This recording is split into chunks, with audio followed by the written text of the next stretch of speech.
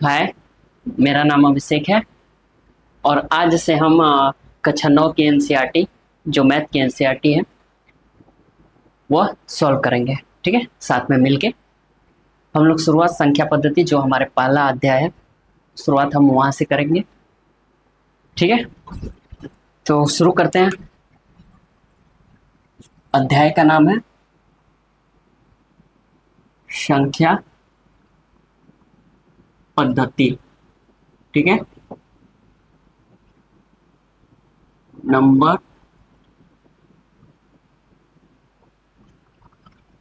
System. ठीक है, सबसे पहले हम कुछ संख्याओं के बारे में जानेंगे। ठीक है, ये संख्याएं कितनी प्रकार की होती हैं, शुरुआत करते हैं। संख्याएं यानी कि नंबर्स। नंबर्स, ठीक है। सबसे पहली जो संख्या हमारी वो है प्राकृतिक संख्या।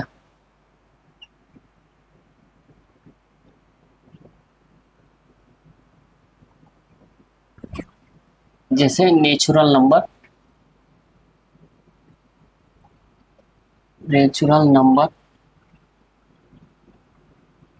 कहते हैं। ठीक है ना, गिनती की जितनी भी संख्याएं होती हैं उसे नेचुरल नंबर कहते हैं। जैसे 1, 2, 3, 4, तो गिनती की जितनी भी संख्या है उसे क्या कहते हैं? Natural number. 1, 2, 3, 4, dot dot dot, infinite, n तक ना। एन मतलब होता है इनफाइनाइट, मतलब अब जहां तक उसको ले जा सकते हैं। ठीक है, ये हो गया हमारा प्राकृतिक संख्या। दूसरी जो संख्या आती है वो होती है पूर्ण संख्या। ठीक है, जिसे इंग्लिश में हम होल नंबर कहते हैं। ठीक है ना,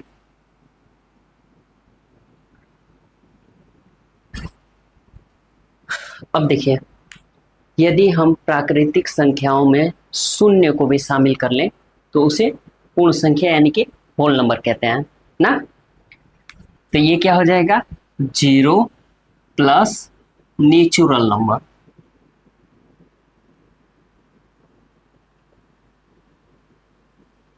ठीक है, ये क्या हो जाएगा?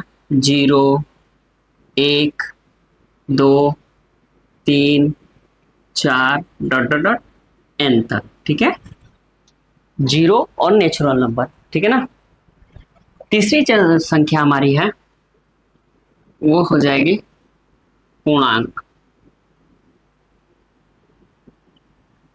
ठीक है, संख्या जिसे इंटीजर,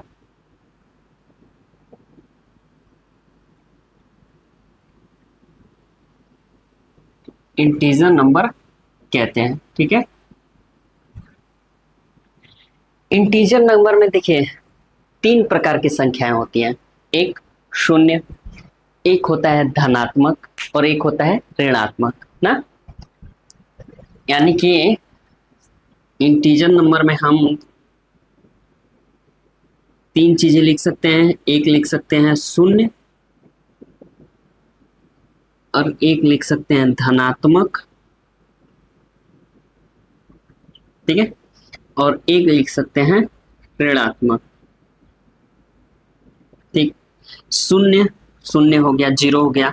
धनात्मक में हम लिख सकते हैं +1, +2, +3, +4, डॉट डॉट डॉट। ठीक है, एन तक। और ऋणात्मक में हम क्या लिख सकते हैं? -1, -2, -3, -4, dot dot dot dot dot. ठीक है, ये भी एन तक। यानी हम यदि इकट्ठा में लिखें, सबको सम्मिलित करके लिखें तो हम ऐसे भी लिख सकते हैं 0 +-1 +-2 +-3 +-4 dot dot dot dot dot. ठीक है, एन तक हम ऐसे भी लिख सकते हैं। ठीक, एक और जान लेते हैं जिसको हम परिमेय संख्या रेशनल नंबर के नाम से जानते हैं।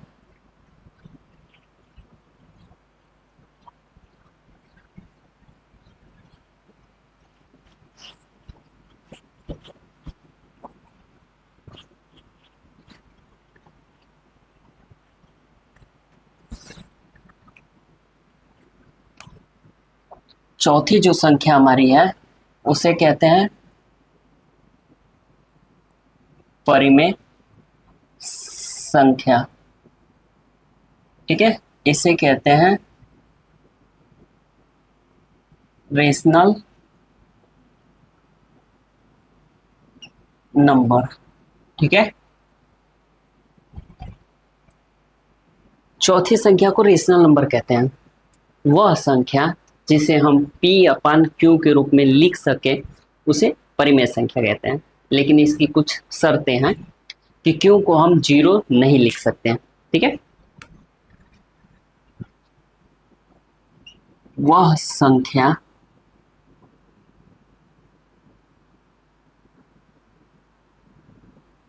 जिसे P अपान Q के रूप में लिखा जा सकता है उसे परिमेय संख्या कहते हैं।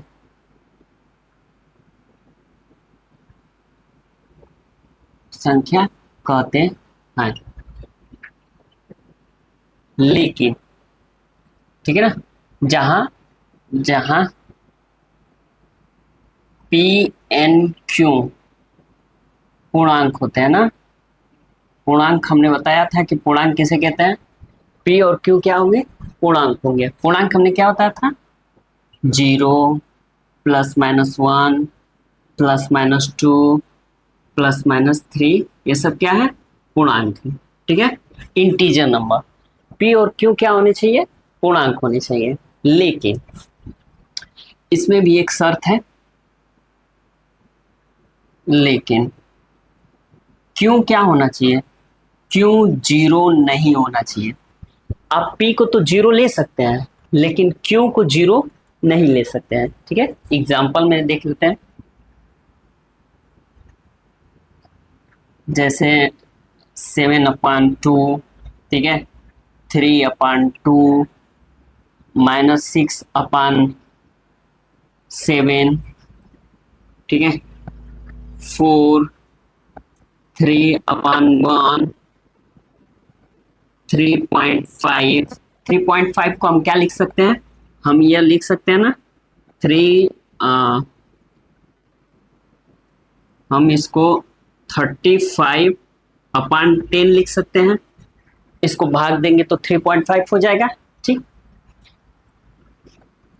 अब हम लिख सकते हैं, जीरो लिख सकते हैं और नीचे एक लिख सकते हैं। ठीक है ना, देखिए ये हो गया P, ये हो गया Q।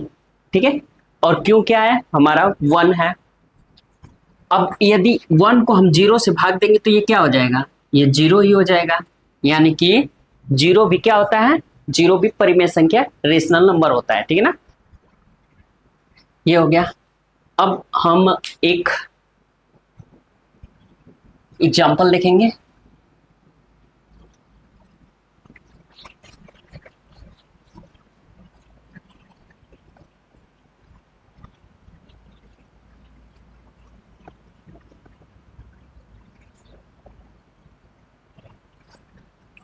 एक एग्जाम्पल देखेंगे,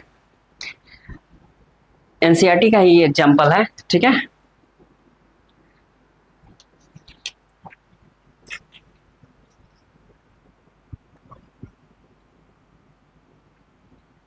एग्जाम्पल दिया हुआ है कि 1 और 2 के बीच की 5 परिमेय संख्याएं ज्ञात कीजिए। 1 और 2 के बीच की 5 परिमेय संख्याएं ज्ञात कीजिए। ठीक है, देखिए कह रहा है कि 1 और 2 के बीच की 5 परिमेय संख्याएं ज्ञात कीजिए। ठीक, यदि मान लीजिए कि ये एक बैलून है, ठीक है, गुब्बारा, और इसमें 2 बिंदु ऐसे बना दिया गया है, ठीक है, और आपसे कहा जा रहा है कि इन 2 बिंदुओं के बीच में 5 बिंदु बनाए। ठीक है, तो आप क्या करेंगे, इस गुब्बारे को फुला के आप बड़ा कर देंगे। ठीक है, ये बड़ा कर देंगे, गुब्बारे को फुला के बड़ा कर देंगे। ठीक, जब बड़ा करेंगे तो इन 2 बिंदुओं के बीच की दूरी भी बढ़ जाएगी। ठीक है, अब इन 2 बिंदुओं के बीच में हम 5 बिंदु आराम से बना सकते हैं, 1 2 3 4 5। ठीक, वैसे ही क्या करेंगे कि हम 1 और 2 के बीच की दूरी को हम बढ़ाएंगे। ठीक है ना, ताकि हम उनके बीच में परिमेय संख्याएं लिख सकें। ठीक है ना, उसके लिए क्या करेंगे हम कि ये देखिए, हम 1 को 1/1 लिख सकते हैं और 2 को 2/1 लिख सकते हैं। यदि मान लीजिए आपको दुकानदार को 10 रुपए देने हैं, ठीक है, तो आप चाहे सिक्के में दीजिए, नोट में दीजिए, या फोन पे करिए, या पेटीएम करिए, या गूगल पे करिए, बात तो एक ही है। ठीक है ना, आपको केवल 10 रुपये देना है। उसी प्रकार से आप 1 को 1/1 लिखिए, या 1 लिखिए, या 1 × 1 लिखिए, बात तो एक ही है, एक ही होना है। ठीक है, अब इसको 1/1 2/1 लिख दिए। ठीक, अब क्या करिए ना कि कोई एक बड़ी संख्या से ऊपर में गुणा कर दीजिए और नीचे में, मान लीजिए कि हम 10 से ऊपर में गुणा कर दें, 10 से नीचे से गुणा कर दें, इससे कोई फर्क नहीं पड़ने वाला है। इसमें भी कर दें, इसमें भी कर दें, इससे कोई फर्क नहीं पड़ने वाला है। जैसे मान लीजिए कि मैं किसी से झगड़ा कर रहा हूं, ठीक है, ये मान लीजिए कि ये फील्ड है और मैं एक व्यक्ति से झगड़ा कर रहा हूं। ठीक है, अब हम लोगों को लग रहा है, हम दोनों को, कि ये फील्ड खाली है। ठीक, केवल हम ही दो झगड़ा कर रहे हैं और ये फील्ड तो बचा हुआ है। तो मैंने क्या किया कि मैंने अपने 4 दोस्तों को बुला लिया। ठीक है, 1 2 3 4। उसने भी क्या किया कि अपने 4 दोस्तों को बुला लिया, 1 2 3 4। अब क्या है, अब फील्ड भरा भरा दिख रहा है। ठीक है, अच्छा ये बताइए कि मैंने जब 4 दोस्तों को बुला लिया और उसने भी 4 दोस्तों को बुला लिया, वो तो ठीक है, वो तो आपस में भिड़ जाएंगे, ये इससे भिड़ गया, ये इससे भिड़ गया, ये इससे, ये इससे। क्या हम दोनों के झगड़े में कोई फर्क पड़ेगा? ऐसी बात तो नहीं है कि मैंने अपने 4 दोस्तों को बुला लिया तो मैं उसको एक मुक्का मारूंगा तो वो मुझे नहीं मारेगा, ऐसा तो है नहीं, क्योंकि उसके पास भी 4 दोस्त हैं। तो मैं उसको एक मुक्का मारूंगा तो वो भी मुझे एक मुक्का मारेगा। ठीक, यानी कि हम दोनों के झगड़े में कोई परिवर्तन नहीं हुआ, भले ही मैंने भी 4 दोस्त बुला लिए, उसने भी 4 दोस्त बुला लिए, तो वो तो आपस में भिड़ गए। हम दोनों में क्या होगा, कोई फर्क नहीं पड़ेगा, हम लोग के झगड़े में कोई फर्क नहीं पड़ेगा। यानी कि एक मैं हिट करूंगा तो वो मुझे भी एक हिट करेगा। वैसे ही 10 के गुणा कर देने से इसमें एक में कोई परिवर्तन नहीं होने वाला है। ये 10 और ये 10 आपस में कैंसिल हो जाएंगे, ये 10 आपस में कैंसिल हो जाएंगे, फिर से वही बच जाएगा 2/1 और 1/1। ठीक है, हाँ, बस क्या होगा कि ये थोड़ा सा जगह भरा भरा सा दिखेगा। अब ये मल्टीप्लाई हो गया 10, ठीक है, और नीचे भी 10 हो गया, ये क्या हो गया 20 और नीचे भी 10 हो गया। अब देखिए ये 10 हो गया, ये 20 हो गया। अब इसके बीच में हम परिमेय संख्याएं लिख सकते हैं, कितनी बोला है, 5 बोला है। ठीक है ना, अब कर सकते हैं 11/10, 12/10, 13/10, 14/10 और 15/10। ठीक है, कितना हो गया, 1 2 3 4 5। जरूरी नहीं है कि आप केवल 10 ही से गुणा करें, आप 9 से गुणा कर दीजिए, 1 × 9 बटे में 1 × 9 और 2 × 9 बटे में 1 × 9। ठीक है, ये क्या हो जाएगा, ये हो जाएगा 9/9 और ये हो जाएगा 18/9। ठीक है, अब इनके बीच में हम लिख सकते हैं आराम से 18/9, इनके बीच में हम लिख सकते हैं 10/9,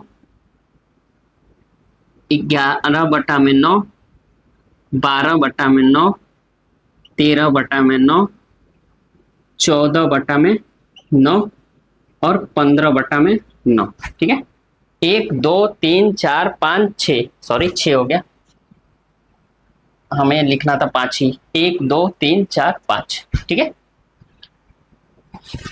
ये हो गया। अब हम एक्सरसाइज करेंगे, ठीक है ना, प्रश्नावली।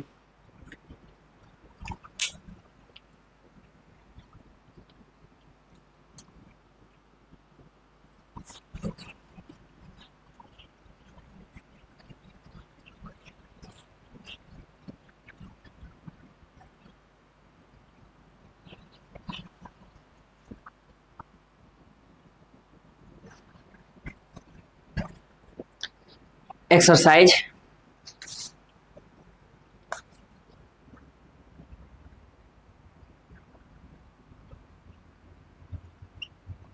एक्सरसाइज यानी कि प्रश्नावली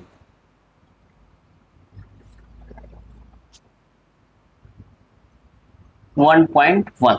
ठीक है, अब हम इसको सॉल्व करेंगे। ठीक, क्वेश्चन नंबर 1 कह रहा है,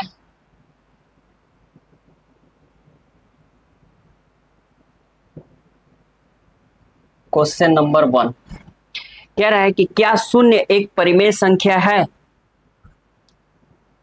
क्या शून्य एक परिमेय संख्या है? क्या आप इसे P अपान Q के रूप में लिख सकते हैं? क्या आप इसे P अपान Q के रूप में लिख सकते हैं?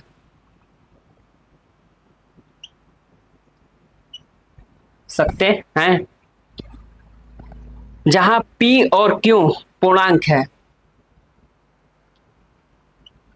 जहां P और Q पूर्णांक है। ठीक है, और Q not equal 0, Q not equal 0 है। ठीक है, देखिए क्या कह रहा है कि क्या शून्य एक परिमेय संख्या है? क्या आप इसे P अपान Q के रूप में लिख सकते हैं? परिमेय संख्या क्या होता है? परिमेय संख्या वह संख्या जिसे हम P अपान Q के रूप में लिख सकते हैं। ठीक है, लेकिन Q क्या होना चाहिए? Q नॉट इक्वल 0 होना चाहिए। ठीक, अब देखिए 0 है। ठीक है, 0 को हम क्या लिख सकते हैं? 0 को हम 0/1 लिख सकते हैं। 1 से यदि हम 0 में भाग देंगे तो 0 ही मिलने वाला है। ठीक है, अब देखिए ये क्या हो गया, ऊपर वाला P हो गया, नीचे वाला क्या हो गया? Q हो गया। और Q क्या है? नॉट इक्वल 0 है, मतलब Q क्या है? 0 नहीं है। ठीक है, 0 को क्या P अपन Q के रूप में आराम से लिख दिया हमने, यानी कि 0 क्या है? अतः अतः 0 क्या है? एक परिमेय परिमेय संख्या है। ठीक है, रेशनल नंबर है। क्वेश्चन नंबर 2 हम करेंगे।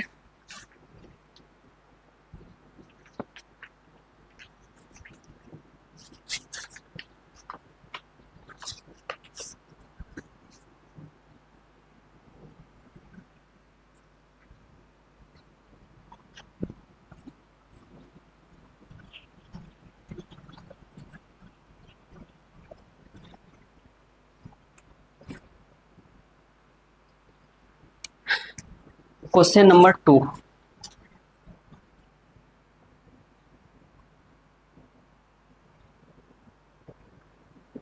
टू कह रहा है कि 3 और 4 के बीच 6 परिमेय संख्याएं ज्ञात कीजिए। 3 और 4 के बीच 6 परिमेय संख्याएं ज्ञात कीजिए। ठीक है, क्वेश्चन नंबर 2 कह रहा है कि 3 और 4 के बीच 6 परिमेय संख्याएं ज्ञात करिए। ठीक है, अब देखिए सॉल्व करते हैं हम। ये हो गया 3 और ये हो गया 4। क्या करेंगे हम? 3 और 4 को बड़ा करेंगे, इनके बीच की दूरी बढ़ाएंगे हम। ठीक है, उसके लिए क्या करना होता है, हमें कोई भी एक संख्या बड़ी संख्या से ऊपर और नीचे गुणा करना होता है। 3 को हम क्या लिख सकते हैं? 3 को हम लिख सकते हैं 3/1। ठीक है, 4 को हम क्या लिख सकते हैं? 4/1 लिख सकते हैं। ठीक, अब हम ऊपर गुणा कर दें, ऊपर और नीचे किसी भी एक बड़ी संख्या से। ठीक है, जनरली हम 10 से गुणा करते हैं। ठीक है, 10 से, और यहाँ पे 4×10 और 1×10। ठीक, ये क्या हो गया? ये हो गया 30/10 और ये हो गया 40/10। अब हमें क्या कह रहा है? 6 परिमेय संख्याएं ज्ञात करनी है इन दोनों के बीच में। अब हम आसानी से कर सकते हैं। 31/10, 32/10 और 33/10, 34/10, 35/10 और 36। ठीक है, ये हो गया 2, 4, 6। ठीक, जरूरी नहीं कि हम 10 से ही गुणा करें। ठीक है, ज्यादातर लोग क्या करते हैं, देखिए ये 3 है और ये 4 है। ठीक है, हम इसको लिख दिए 3/1 और इसको लिख दिए 4/1। लोग क्या करते हैं कि 3 और 4 को ऐड करते हैं, यानी कि 7, और 7 से ऊपर और नीचे मल्टीप्लाई कर देते हैं ना। 3×7 और 1×7, यहाँ पे 4×7 और 1×7। ठीक है, यहाँ पे क्या हो गया? 21/7। यहाँ पे क्या हो गया? 28/7। ठीक, अब हम क्या लिख सकते हैं? 22/7, 23/7, 24/7, 25/7, 26/7। कितना हो गया? 2, 4, 5, 27/7। ठीक, या तो आप इसको कर लीजिए, OR कर लीजिए, यहाँ पे OR। ठीक है ना, ये भी है वो भी है।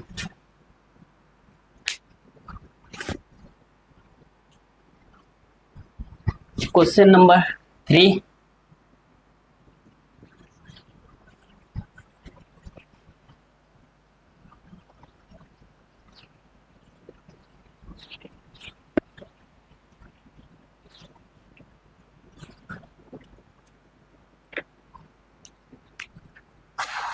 क्वेश्चन नंबर 3 कह रहा है कि 3/5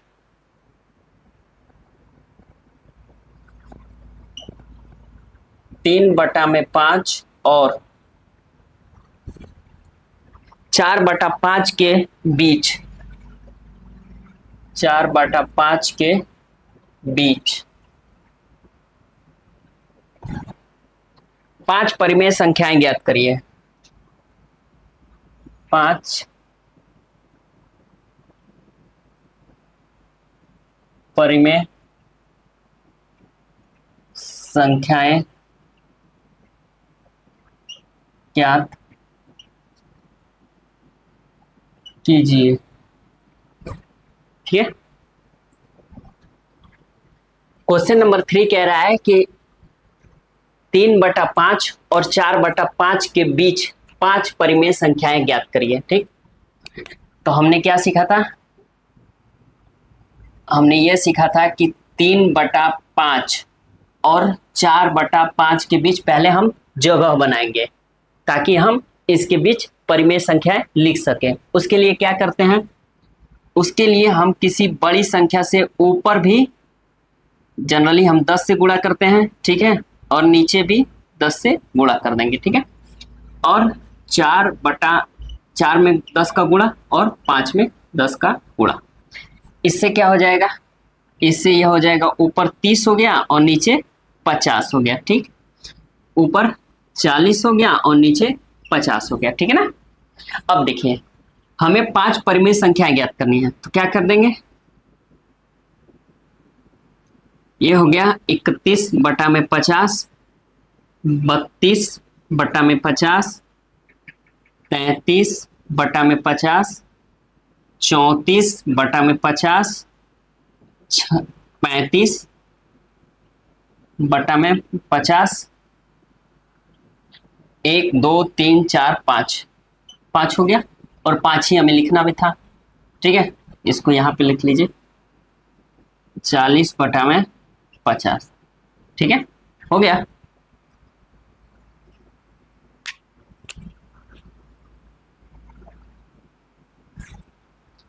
पांच परिमेय, 1 2 3 4 5, 5 परिमेय संख्याएं हमें ज्ञात करनी थी। क्वेश्चन नंबर 4 और यह लास्ट क्वेश्चन है इस अध्याय का, इस एक्सरसाइज का।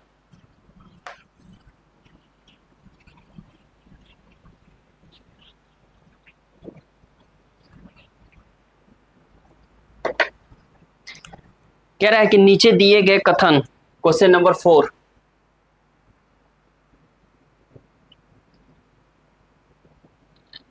नीचे दिए गए कथन सत्य है या असत्य है, कथन सत्य है या असत्य, ठीक है, असत्य। कारण के साथ अपने उत्तर दीजिए, कारण के साथ अपने उत्तर दीजिए।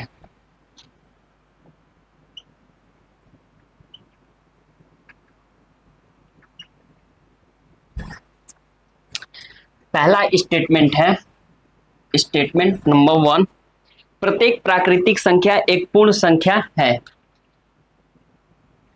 प्रत्येक प्राकृतिक संख्या एक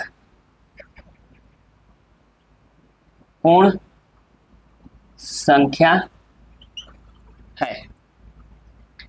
दूसरा स्टेटमेंट है, स्टेटमेंट नंबर 2 कह रहा है प्रत्येक पूर्णांक एक पूर्ण संख्या है।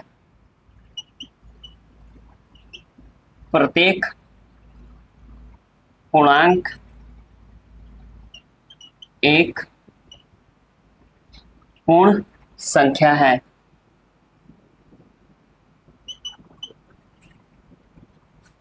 स्टेटमेंट नंबर 3 कह रहा है प्रत्येक परिमेय संख्या, प्रत्येक परिमेय संख्या एक पूर्ण संख्या होती है। एक पूर्ण संख्या होती है।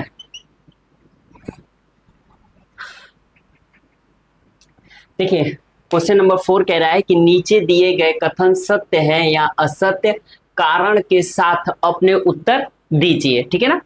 पहला स्टेटमेंट कह रहा है कि प्रत्येक प्राकृतिक संख्या एक पूर्ण संख्या है, ठीक है। दूसरा स्टेटमेंट कह रहा है कि प्रत्येक पूर्णांक एक पूर्ण संख्या है। तीसरा स्टेटमेंट कह रहा है कि प्रत्येक परिमेय संख्या एक पूर्ण संख्या होती है। सबसे पहले आप ये देख लीजिए कि संख्याओं में रिलेशन क्या होता है ना। मान लीजिए कि इसको हम मान ले परिमेय संख्या।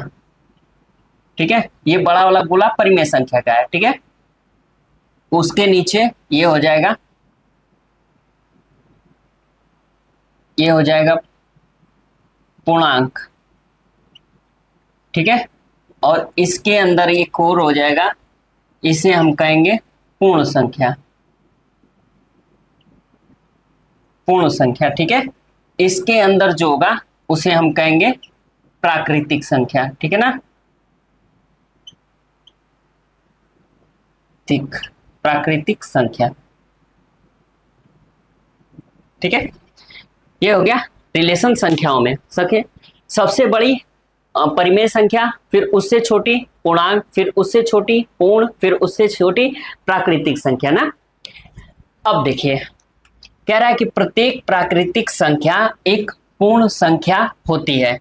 प्रत्येक प्राकृतिक संख्या, देखिए यदि इन दोनों में प्राकृतिक संख्या और पूर्ण संख्या में रिलेशन क्या है, देखिए ये है, पहला हम सॉल्व कर रहे हैं। ठीक है, ये हो गई प्राकृतिक पूर्ण संख्या, और उसके अंदर हो गया प्राकृतिक संख्या। ठीक है, अब आप देखिए, इसको आप ऐसे समझिए, मान लीजिए ये आपके पास एक बॉक्स है। ठीक है ना, एक डब्बा है। ठीक है, उसके अंदर एक और डब्बा है। ठीक है, इस बड़े वाला डब्बे की कैपेसिटी है, यानी कि क्षमता है 20 लीटर, और इसका है 10 लीटर। इस छोटे वाले का नाम है प्राकृतिक संख्या, और बड़े वाले का नाम है पूर्ण संख्या। ठीक है, देखिए प्राकृतिक संख्या वाला जो, हम ये कह सकते हैं कि जो प्राकृतिक संख्या वाले डब्बे का पानी है, यानी कि जो 10 लीटर जल है जो प्राकृतिक संख्या वाले डब्बे में भरा है, वो पूरा का पूरा जल पूर्ण संख्या वाले डब्बे में रखा जा सकता है। ये बात हम कह सकते हैं, क्योंकि ये जो प्राकृतिक संख्या का डब्बा है वो 10 लीटर का है, और जो बड़ा यानी कि पूर्ण संख्या वाला डब्बा है वो 20 लीटर का है, यानी कि 10 लीटर पानी 20 लीटर डब्बे वाले में आसानी से आ सकता है। ठीक है, यही बात ये भी कह रहा है कि प्रत्येक प्राकृतिक संख्या, ठीक है ना, पूर्ण संख्या होती है। ठीक है, यानी कि ये क्वेश्चन कह रहा है कि प्राकृतिक संख्या वाला जल, प्राकृतिक संख्या वाले डब्बे का जल पूर्ण संख्या वाले डब्बे के डब्बे में रखा जा सकता है। ये क्वेश्चन कर रहा है, कह रहा है, यानी कि सही कह रहा है, यानी कि प्रत्येक प्राकृतिक संख्या पूर्ण संख्या होती है, क्योंकि प्राकृतिक संख्या कम होती है और पूर्ण संख्या के अंदर होती है। ठीक है ना, और पूर्ण संख्या व्यापक होती है, ज्यादा होती है। ठीक, ये रिलेशन समझ में आया, यानी कि पहला स्टेटमेंट हम लोग का क्या है, सही है। सेकेंड स्टेटमेंट क्या कह रहा है कि प्रत्येक पूर्णांक एक पूर्ण संख्या है। प्रत्येक पूर्णांक, ये देखिए ये हो गया पूर्णांक, और ये हो गया पूर्ण। ठीक है, ये सेकेंड वाला आप ऐसे ही बना देना। ठीक है ना, ऐसे भी बना दोगे तो आंसर हो जाएगा। ठीक, देखिए कह रहा है कि प्रत्येक पूर्णांक एक पूर्ण संख्या है। प्रत्येक पूर्णांक, ये मान लीजिए हमारा हो गया पूर्णांक, पूर्णांक वाला डब्बा हो गया, और ये हो गया पूर्ण वाला डब्बा हो गया। ठीक है, ये कह रहा है कि इसका कैपेसिटी कितना है, 20 लीटर, और इसका 10 लीटर। क्वेश्चन कह रहा है ना कि जो पूर्णांक संख्या वाले डब्बे का पानी है, जल है, वह पूर्ण संख्या वाले डब्बे में पूरा का पूरा भरा जा सकता है। क्वेश्चन कह रहा है, यानी कि गलत कह रहा है। ये 20 लीटर पानी है भाई, 10 लीटर वाले डब्बे में कैसे आ सकता है, नहीं आ सकता है। ठीक है, यानी कि ये क्वेश्चन स्टेटमेंट गलत है। ठीक है, आप केवल इतना बना देना, आपका आंसर हो जाएगा। थर्ड क्या कह रहा है, थर्ड कह रहा है कि प्रत्येक परिमेय संख्या एक पूर्ण संख्या होती है। ये हो गया परिमेय संख्या, संख्या, और ये इसके अंदर हो गया पूर्ण संख्या। यानी कि यदि हम डब्बा वाला रिलेशन बनाएंगे,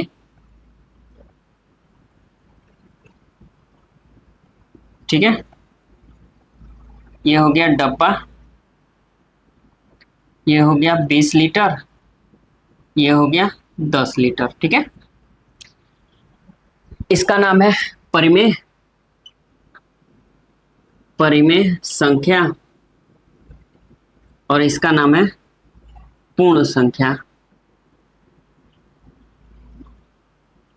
ठीक है। क्वेश्चन क्या कह रहा है कि प्रत्येक परिमेय संख्या, कह रहा है कि परिमेय संख्या वाले डब्बे का जो जल है पूर्ण संख्या वाले डब्बे में भरा जा सकता है, जो कि गलत बात है। ये 20 लीटर है भाई, 10 लीटर वाले डब्बे में कैसे आएगा? नहीं आएगा। यानी कि सभी परिमेय संख्याएं पूर्ण संख्याएं नहीं होती हैं, ये बात भी गलत है। यानी कि हम लोग का केवल स्टेटमेंट 1 सही है, ठीक है। ये हो गया समाप्त एक्सरसाइज 1.1, ठीक है। कल हम लोग 1.2 करेंगे, ठीक है। Thank you.